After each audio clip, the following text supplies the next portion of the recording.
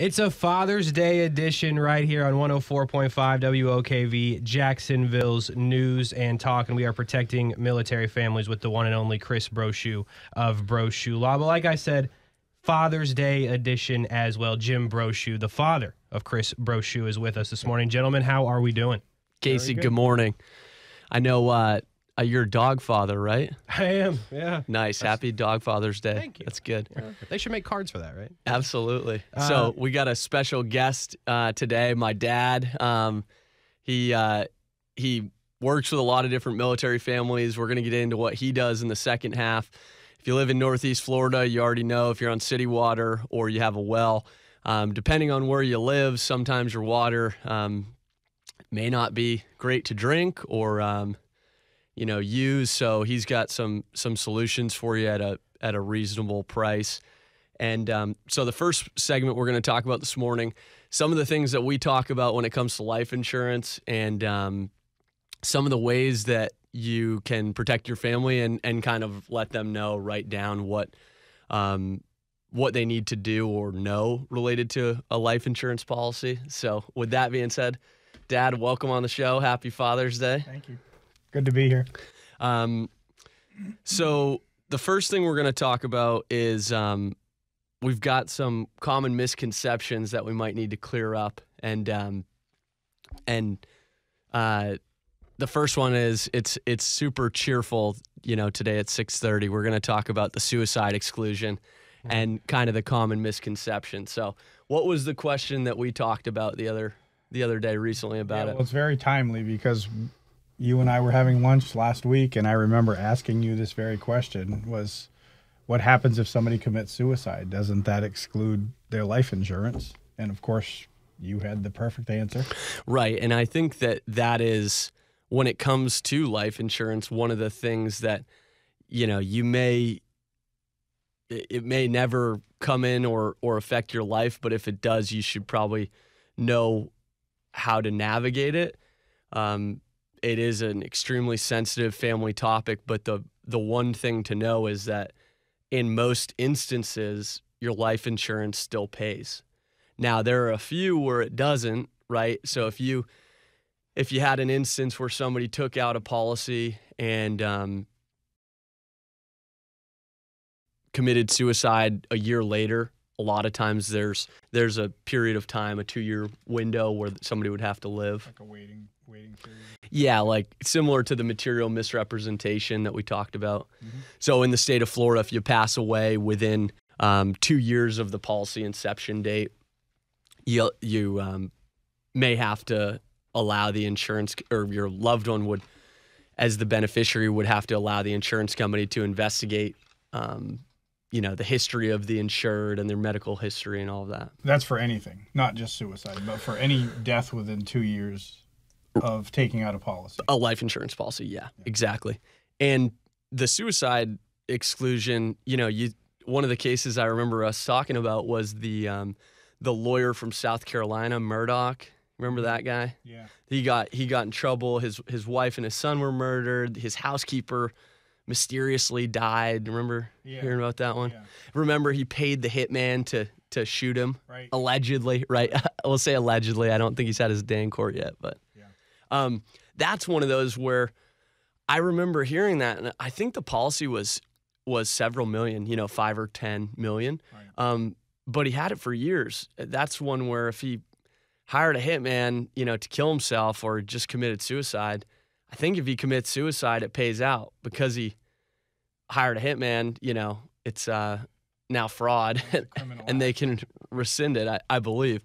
But we're not here today telling you, hey, this is a great way to get your family paid. It's certainly not it. But the important thing is, obviously, when that affects a family, families may throw in the towel right away and say, oh, we had life insurance, but there was a suicide in our family, so it's automatically excluded. And they may not even call, right? I mean, and so the first example we talked about, the material misrepresentation one, or, the loved one passed away within 2 years, that may have, I've seen instances where the coverage would not allow payout as a result of suicide. But beyond 2 years, I've seen a number of federal policies and state policies that would. The service member group life insurance, veterans group life insurance, federal employee group life insurance. Those are those federal, the two sister statutes under Siglia and Feglia. And then the state ones, right? You've got your term and your universal and your whole life and your cash value and all of those different types of life insurance. The only other one that is excluded, and it makes sense, is accidental death and dismemberment. Mm-hmm. I mean, the bottom line to me would be, this is where people should give you a call. Because if they don't know whether there's coverage or not, it's a quick phone call to you and you can answer the question. Exactly. And Casey, what do we always say about after your loved one passes away and you have a life insurance policy? So I clearly remember through a few episodes, Chris, you telling me about the red flag when we should put that up. That's about if you haven't heard anything in 30 days, right? Death certificate, beneficiary claim form. It's been 30 days. You got nothing. You need to start contacting some people, more specifically you, right? Exactly. And not only contacting, an attorney if that's happened to you, but you've got to let your insurance company know that you're investigating it and that you're trying to speak with an attorney to contest it, because what happens, they may pay, and now you have potentially an even greater uphill battle. And the accidental death and dismemberment, we've talked about at length. I mean, that kind of makes sense just in the name. Right, it does. does. Take your own life, it's not an accident. Right. So. You do well working for an insurance company. No, just kidding. You sold insurance for a little while, didn't you? I did. Long time ago. Many moons ago. But it's necessary, and we've talked about it too at different stages of life. When you are just starting out, your family and stuff, it may not be as important as if you have kids, or maybe you're the sole earner in your household or something like that. It really changes as you age. Things become different. You have different bills later on. Mortgages are close to being paid off or just taken out. So things definitely get different. And you rely on it. I mean, your family does. Absolutely. A lot of my military families, they've got these, they're really good policies, and they've earned them, right? It's under service member group life insurance, and then it transitions to veterans group life insurance. Those don't have an AD&D rider under the federal policy. They have TSGLI. You've heard me talk about some of that before. The TSGL, I understand it. The TSGLI is it's the military's equivalent of more of like a long and short-term disability and an accidental death and dismemberment policy. It's not a perfect cutout, but that's what they're trying to base it off of.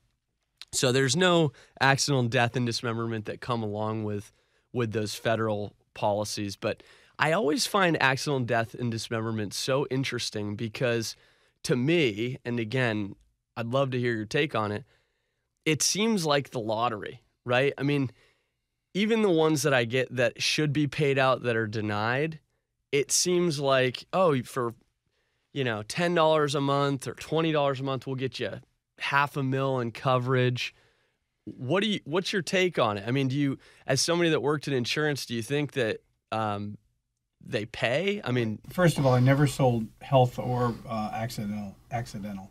But my question to that would be, and I'm sure you would know this, you've probably looked at policies. Are there specific exclusions on those policies? Like on a homeowner's policy, you'll have exclusions for certain losses. Are there exclusions on an accidental death and dismemberment like that? Loads of them. So I guess that's the answer, or that's the question, is are there any things that aren't excluded? Right. Makes sense. Then that makes it valuable or not valuable. Right. So you could have an example where somebody passes away and it's no fault of their own. I mean, it could be they were T-boned by an 18-wheeler but they have some illegal substance in their system. I've seen those denied. But those don't necessarily hold up because the insurance company has to be able to prove that the denial is based on an exclusion that caused the death, right? Like if the person had, some illegal metabolite in their body, which again, we're not condoning drug use or anything like that, but ultimately we're arguing policies here.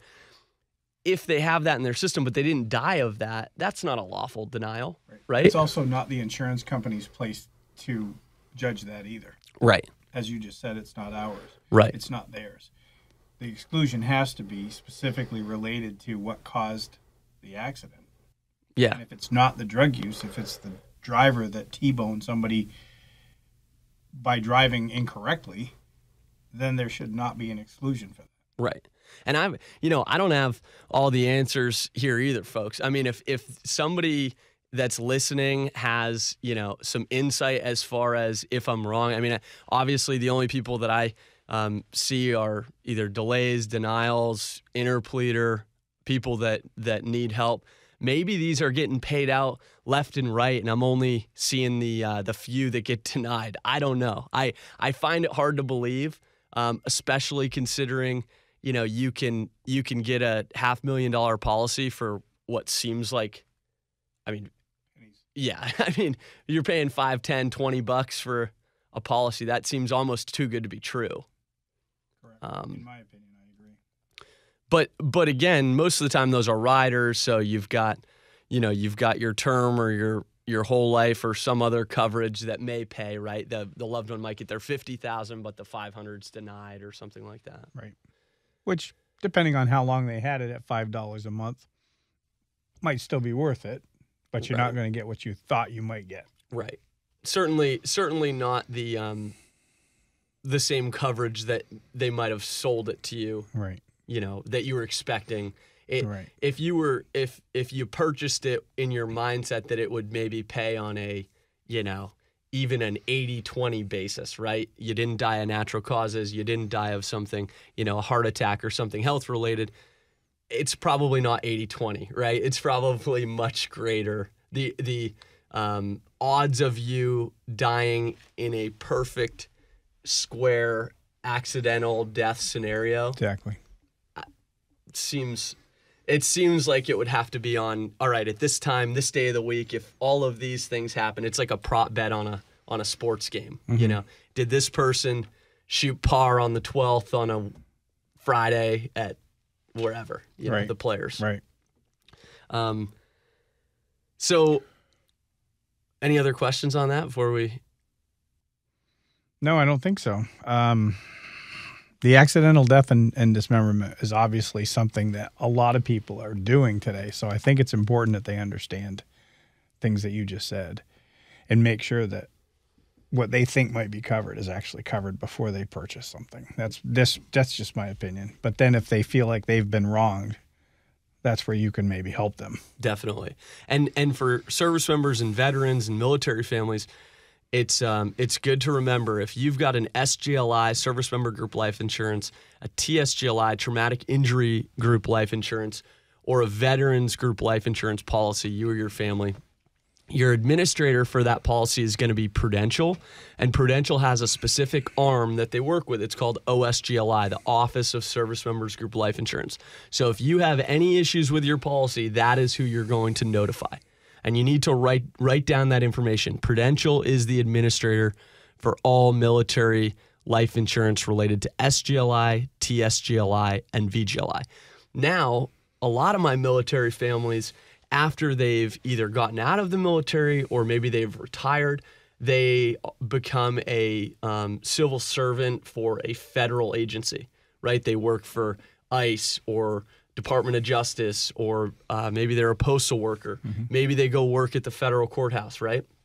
Those policies are the largest. So you've got SGLI and VGLI, second largest group life insurance in the country. The largest is FEGLIA, the Federal Employees Group Life Insurance. So everybody from the postal worker to the U.S. Marshal that let you in the courthouse to the federal judge to your DOD. Prison workers? If it was a federal prison. Yeah, certainly. Yeah, Department of Corrections at the federal level, certainly. And you can help those folks as well? Yeah, so we've litigated a few of those. We helped a family whose loved one worked for DOD for a number of years. That was one of the arbitration trials we did in December up in Philadelphia.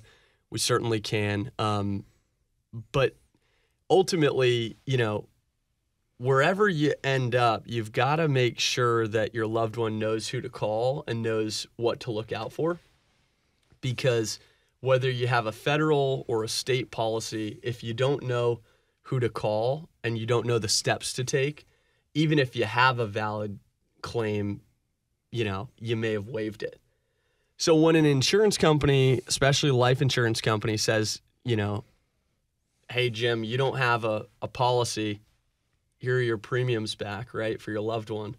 Let's say your loved one paid premiums on a policy for years and years and years, and you submit a beneficiary claim form and a death certificate. And they say, sorry, Jim, your loved one, one of these things excluded this. We have to deny the policy, but here are the premiums back.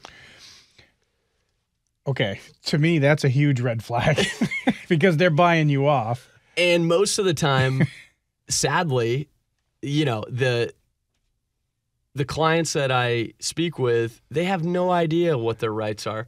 They take it as gospel, right? They get their loved one's premiums back, and then the sad part is once you cash those premiums, you've essentially it's like signing off on the. It'd be like signing a settlement statement. Why I said that was, if the insurance company gives you back your premiums, then they're trying to buy you off. Well, that's now. I'm sure there would be some insurance folks that would disagree with that. I agree with you. I think a lot of times it's, hey, this might be an issue that we could argue over, but let's try to get them quiet because the reality is, if they sign anything or if they cash that premium, they may have forfeited their right under the law, because the law might say, well, you accepted that, you didn't challenge it, which I think is unfair. Because if people knew their rights and knew that they could hire an attorney contingent, you don't have to shell out $10,000 to fight this, right? We take all these cases contingent. So we don't charge any military family or civilian ones up front. Everything that we do is contingent. We even advance all costs. So if we don't ever win, military families don't owe us anything. And the only way that we win is if they win. But yeah, you can't for 1 second let your guard down, especially because, to me, life insurance is one of those where it really is so favorable to an insurer. Why? The relationship is between the deceased and the insurance company. So when that person dies, their loved one, maybe they've never bought life insurance. Maybe they've never worked with this insurance company before. They have no idea what premiums have paid, what coverage is available. They may not even know their loved one had an insurance policy. Exactly. And by the time they get caught up, it may be too late. Whereas if you were in an automobile accident and you had Geico and your bumper gets ripped off, you'd know, oh, well, I deal with Geico all the time. I pay premiums. I know I have property coverage. I know here's where my coverage is. Here's where my statement is. Maybe your Geico adjuster, or whoever the agent is that sold it. You would know exactly every step to do, and Geico would work with you, right? But in an instance where you have all this life insurance, available, and people are in a day and age where people are coming to their home or they're applying online, and you have this interaction that nobody really knows the interaction between their loved one and the life insurance. And the sad part is, by the time I get to them, we're only hearing one side of the story, right? Right. The only thing that we are working off of is, did that loved one that passed away, did they have anything written down? Do they have emails? Do they have texts? Did they write something down? Did they maybe tell their loved one, hey, I think a great way to figure it out is look at their bank account too, because they probably had an automatic withdrawal every month for that premium. It's a great great place to start. Check your loved one's checking account or maybe their company account and figure out, if there was a direct deposit that was taking out premiums for sure. 104.5 WOKV Jacksonville's News and Talk. We're protecting military families on a Father's Day Sunday morning with Chris Brochu and Jim Brochu, Chris's father. Chris, by the way, they can get at you, Case at brochulaw.com, which is spelled phonetically. Bravo, Romeo, Oscar, Charlie, Hotel, Umbrella. So if you think you need Chris's help, get at him, Case at brochulaw.com. Also a video version of the show, thanks to our guy Justin at Nova Productions. You can find it on Chris's website. Also, like and follow Chris on social media. He's on YouTube. You're like becoming an influencer, right? That's like a thing. I don't think so, Casey. I'm just a normal guy that's sick of people getting screwed. Is that a thing? I don't know. You're influencing the public to make better legal decisions. Maybe. So I really hope. I hope we can, at the very least, just inform some people about their rights and maybe get the needle or dial moving the other way. Absolutely. And you're doing a good job of that right here on 104.5 WOKV Jacksonville's News and Talk. Talk to me a little bit about this, Chris, real quick. You talked about it a little bit, but just kind of hammer this point home. Life insurance policy, if you need to be paid out, if you think you're the beneficiary on it, what should they do if there's a denial? Yeah, if you've listened to this show or you're new to the show or podcast, the biggest thing to remember if your loved one has passed away and they had a life insurance policy, time is of the essence. If you've been sued in an interpleader lawsuit, time is of the essence. And always remember, if you have submitted a death certificate and a beneficiary claim form to your loved one's insurance company, and you do not receive a check for that life insurance policy within 30 days, red flag, red flag, red flag. You need to do something. It's urgent. At the very least, figure out if you have any legal right to those proceeds. Absolutely. And if you need help with that, like we said, contact Chris, and he is the guy to help you out with that. We got more to do on a Father's Day, more to talk about, and we'll talk more to Jim about what he does and how he can help you with water if you need help with that, because as we know in Jacksonville, the water is sketch at best, folks. We'll talk about that on the other side. 104.5 WOKV Jacksonville's News and Talk. We'll be right back. We are back, 104.5 WOKV Jacksonville's News and Talk on a Sunday morning, protecting military families with Chris Brochu. And it's a Father's Day edition. Jim Brochu with us as well. We're going to talk to Jim all about what he does here in just a second. But we do want to tell you, if you need Chris's help, the information and how you can do that, Case, C-A-S-E, at brochulaw.com, which Chris is spelled phonetically. Bravo, Romeo, Oscar, Charlie, Hotel, Umbrella. So that's how you can get in contact with Chris. Also, 904-201-1771 will do the trick for that as well. If you're listening right now and you wish, man, I really wish I could see Chris. I really wish I could see Jim. The father-son connection on a Sunday morning. You can do that. Nova Productions, our guy Justin hooking us up on Chris's website, on the YouTube as well. Like we said, Chris is becoming an influencer, and he's influencing you to make good legal decisions. So anyway, that's what we've been doing for the first segment of the show. Now we're going to talk to Jim. We're going to talk about what he does. But real quick, Chris, I know we want to talk about this every episode because it's important to you. The second opinion that you guys do, just real quick, let people know what that is that may need your help. Sure. Second opinion is if you've got a military VA disability appeal, you have a military life insurance denial, anything related to any civil area personal injury or life insurance, interpleader, consumer class action, you think somebody's ripping you off. If somebody says, hey, you're not entitled to these VA disability benefits, the VA denied you and they said this is all you're entitled to, give us a call. We offer a free second opinion. We're going to take a free look for you. Look at all the records, figure out, did they get it right? Make sure you're not leaving any military benefits on the table.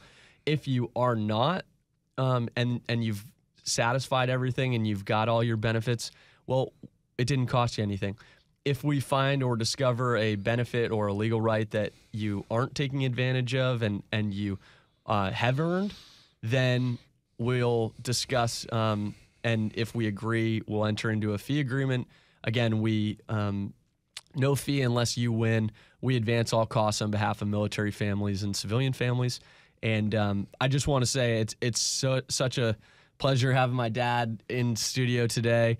All of the guests that I have, just so everybody knows, it's not only somebody that I would work with, but it's a product that I think that is good for our listeners because of the fact that I don't support anyone getting ripped off, right? I represent people.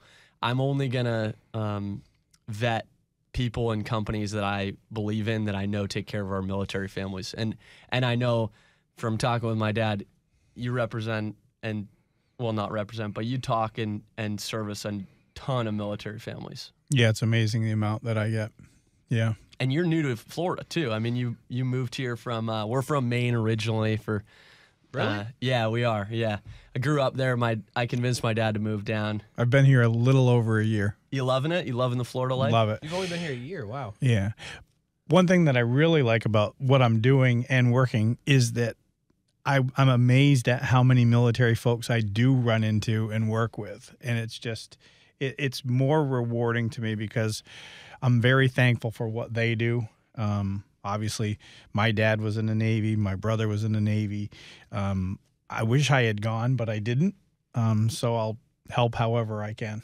So this is a good way. I mean, it's one of those things where our military families need help in every way that we can because of the fact that they move so much and they have so many things going on, or they're adapting to civilian life after military service. So anything that we can do to make their lives easier, especially when it comes to products and services and things that can just be helpful. Absolutely. And so today we're talking about Florida water. Northeast specifically. Okay. From what I understand, our water here in Northeast Florida is uniquely bad. I'm not sure about the rest of the state if it's quite as bad. I know as you get down south, I've been told it isn't quite as hard. In this area, the hardness of our water is much more than anything I've ever seen coming from the Northeast. The water here is so hard that within a few years, you can build a new home, and within a few years, you're replacing fixtures and shower heads. It's that quickly. It happens that quickly. And that's from calcium clogging up the openings of these things. Now, imagine if that's happening, what's also happening inside of our appliances that you can't see, wherever the water's touching, the dishwasher, the water heater, the clothes washer, the refrigerator that you get your drinking water from. All of these places are building up this hardness and eventually going to stop working. There are even products that their warranties are voided because of our water if you don't have water treatment. Wow. One of which is a tankless water heater. A lot of the new communities today, especially the gas ones, are putting in tankless water heaters. And unfortunately, people aren't aware that some of the warranties for those units will be voided because of the hardness of our water. Now, I know just from speaking with different folks around Jacksonville and going to different homes doing intakes over the years, some people are on city water, some people are on well water. Does that affect the hardness of the water? It can slightly, but typically it's just a grain or two. So we measure hardness in grains. Typically 0 to 3 grains is considered soft water, 4 to 7 mildly hard, 8 to 10 is hard, and anything over 10 is very hard. And our water, our city water, at least on the east side of Jacksonville, is 20 grains. So it's twice as hard as very hard. So that right there will indicate to you how quickly things can start to build up. Wells, on the other hand, can vary a little bit more. And sometimes on the west side of the city, it's a little bit less than the 20 grains that we see on the east. But for the most part, all of the city water is considered hard, and the well water as well. The other thing that the city water has that we try to remove at the point of entry into the building is the chlorine. Chlorine is also not great for us, and it's very bad for the softener resin in the softener. And are you doing just Duval, but I mean, you service other counties too, Putnam, Clay, Nassau, St. Sure. John's? Yeah. Yes, we do. We're covering. We have an office in Yulee. Our main office is in Ponte Vedra. We service basically from Georgia down to Palm Coast and out to Palatka, Interlochen, in that area. Yeah. And Casey, you're a homeowner, right? Mm-hmm. Have you ever seen any of that calcium buildup? Yeah. I definitely have. I do want to work this in real quick, by the way. If you're listening right now and you're like, hey, I got some hard water, I got problems with that, and you want to get in contact with Jim, he works for All Florida Soft Water. You can get in contact with him, 904-609-5734. You can give him a call. You can also text, right? You're a texter. I am. There you go. So call, text. It's simple, folks. You don't even have to call. You can just text, and he will reply to your text. So if you need help with that, we'll give you the number a couple more times throughout the show. Also, a Father's Day special that Jim is going to tell you about here in just a little bit. But to Chris, answer your question, yes, I am a homeowner, and I've replaced a couple shower heads already, and I've only had my house like a year. So that's a problem. It sounds like that's a problem. Yes. Yes. With that, I think I want to go back to what you said about city water and well water. So we had this conversation in the break. And now, granted, I might just be the idiot, right? Because you said, are you on city water or well water? I said, I don't know. So it is, to find that out, is it as simple as you pay JEA, yes or no? Or are there other, like, water supply companies, I guess? Well, there can be different ones. Okay. Certainly for your listening area, there are different ones. Okay. There's Clay County Water. There's JEA is a big one in Duval. JEA is the one that a lot of our customers have, but there are certainly others. Now, what you'll have typically when you have city water is you're going to have a meter at the street. Okay. You're going to be paying a monthly bill to someone for that water. If you have a well, typically you're gonna know that you've got a pump with a pressure tank that's somewhere near there, and that's what's pumping the water into your house. So, but I certainly more than happy to answer that question for anybody that would like to call or text me. I can help them with that very quickly. So what are some of the water treatment products that people can use? Because I'm in a similar boat to Casey. When I think of water treatment and water softeners and things like that, I'm thinking about drinking water, but it sounds like we've got an equal, at least outwardly, an equal problem with the hardness in appliances and the life of appliances and kind of getting into some of those warranty issues. So what are some of the things that people can install in their homes to increase the life of those appliances and also make their drinking water safe? So my typical approach with folks when they call me up or they first contact me is I'm trying to understand what their pain is. What's driving them to call me today? I try to explain to them what the hardness is doing to their appliances, what the chlorine is doing to them, as well as other things. But then I'll also ask them where they get their drinking water. And what I mean by that is, do they drink it from the tap? Do they drink it from the refrigerator? Do they have a pitcher type filter? Or do they buy bottled water? If someone buys bottled water, that is the easiest thing to try to talk to them about. Reverse osmosis is the way to go. If you're okay drinking your refrigerator water, then you're going to be fine with the water softener. I personally still feel that folks can really benefit from reverse osmosis. I've had it for years. Even before I moved to Jacksonville, I had one because with today's environment, I'm not sure what's getting into our groundwater. Right. And I want to make sure that I'm providing for my family the purest form of drinking water, which is reverse osmosis. And we've got all that PFAS litigation. That's PFAS, PFAS. I don't know what the chemical compound is behind it. It's something long that I can hardly pronounce. I don't know if I made it that far in science class, but basically what's happening, I didn't tell you that. What's happening is some of these chemical companies and some of these firefighting foams on military installations and stuff like that, what happens is when they use it either in testing or, in real life, it's seeping into the groundwater and the drinking supply. Mm-hmm. So people don't realize it, right? Nobody can see that. Mm-hmm. And these types of products will help clear right? I mean, clear up, purify. Oh, yes. Thank you. Yes, those things that seep into our ground and end up in our water turn into what we call TDS, or total dissolved solids. We have meters that can measure what your total dissolved solid level is in your water. The thing with TDS is it's very difficult to determine whether they're good or bad. They can be beneficial things or they can be harmful things. So it really depends on the individual on whether or not they want to provide purified water for their family. It's a reasonable amount of money for it, considering what you're giving your family members. It's much better than just using a carbon filter, which is really pretty much just removing the chlorine from our city water. It's purifying that water. And some people will say, well, yes, but I want the minerals that are in my water. Well, that's fine, but you're also getting the harmful things too.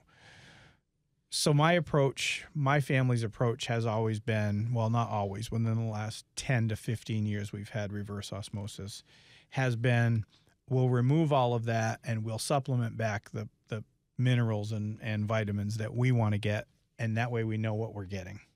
So. And when you say RO or reverse osmosis, we're talking about if you look at your sink in your kitchen, it is a separate adapter, right, with a nozzle. I mean, can you explain what RO? It's a faucet. Yeah. So the reverse osmosis system is a very compact unit that goes underneath your kitchen sink. And we run a special line up to a separate faucet that we'll install at the same time. And that would be moving forward where you would get all your drinking and your cooking water from that special faucet. And if people are interested, right, you offer a free consultation. You're actually going out to their house and inspecting where they would put the system in and what they may need, and you'll talk through some of the different products that they may want to. So typically what happens is somebody will contact me. We'll set up an appointment, whatever's convenient for them. I even work weekends, whatever they need. I'll go out to their home. I'll test their water if they would like me to. If they're on city water, I have a pretty good idea what it's going to test like. But if they have a well, certainly we can test it, see if there's any iron. Sometimes there's also, what we haven't discussed yet, is sulfur. Very common in the northeast of Florida to have sulfur in the well water. Some people are okay with it.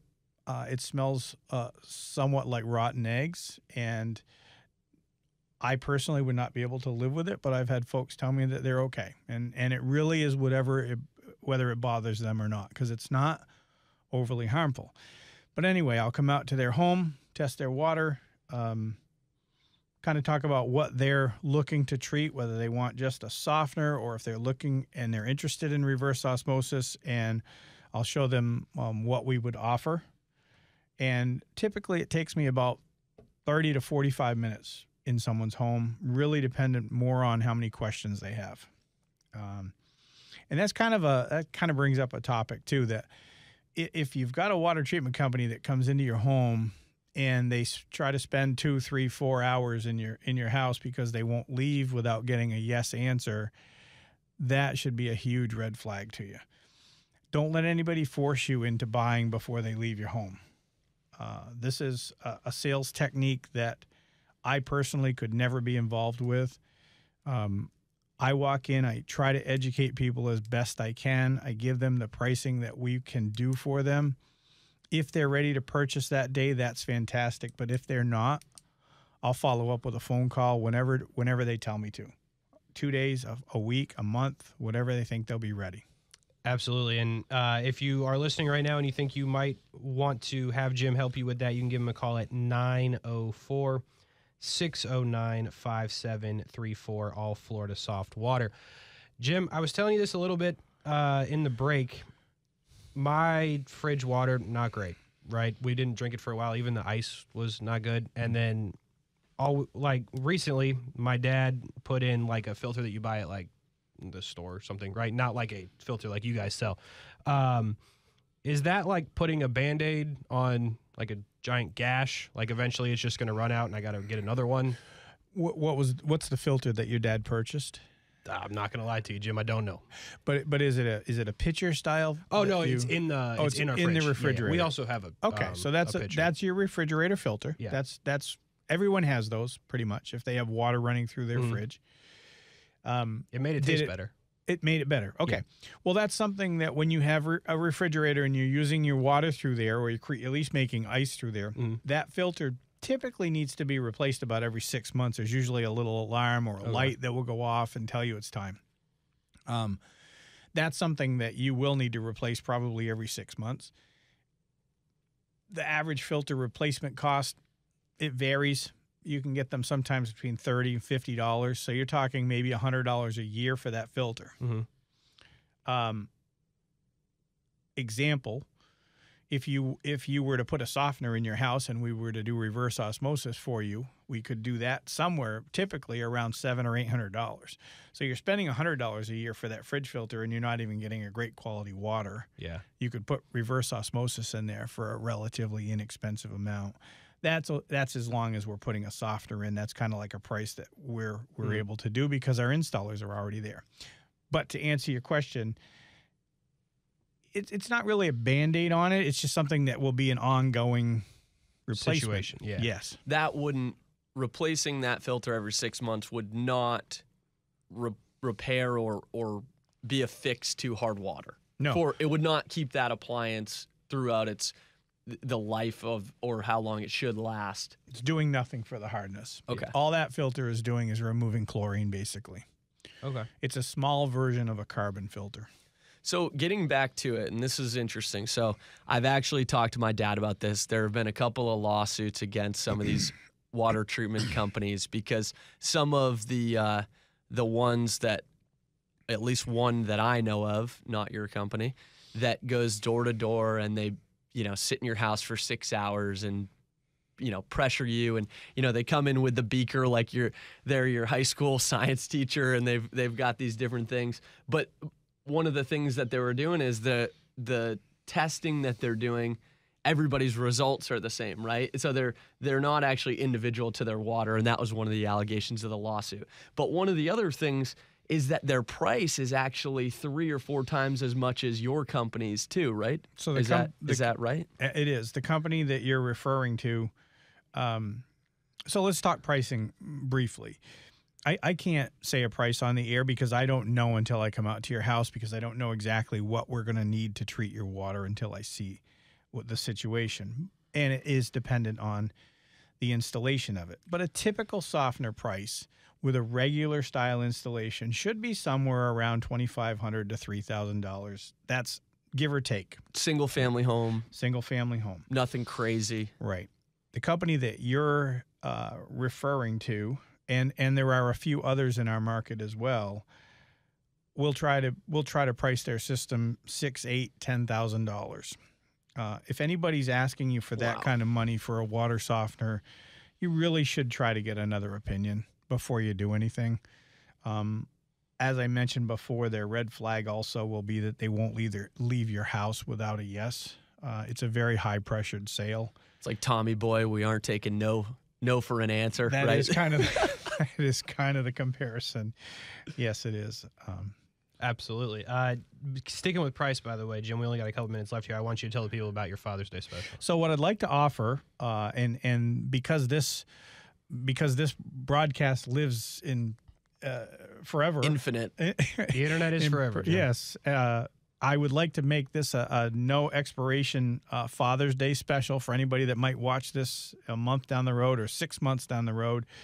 That if you refer to this show, that you saw me on my son's radio show or heard me, and I'd like to offer you $200 off. So I'll come out to your home.